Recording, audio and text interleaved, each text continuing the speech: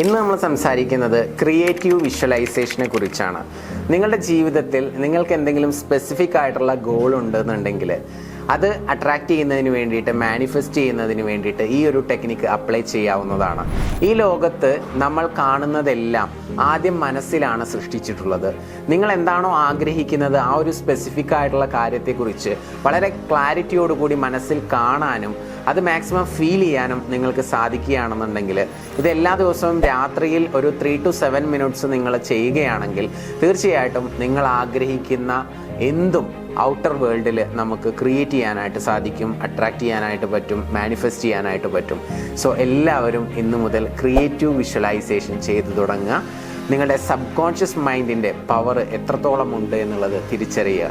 ഇതിനെപ്പറ്റി കൂടുതലായിട്ട് പഠിക്കാൻ ആഗ്രഹിക്കുന്നുണ്ടെങ്കിൽ നമുക്ക് ധാരാളം കോഴ്സുകളുണ്ട് ലോ ഓഫ് അട്രാക്ഷൻ റിലേറ്റഡ്. താഴെ കാണുന്ന നമ്പറിൽ ബന്ധപ്പെടാവുന്നതാണ്.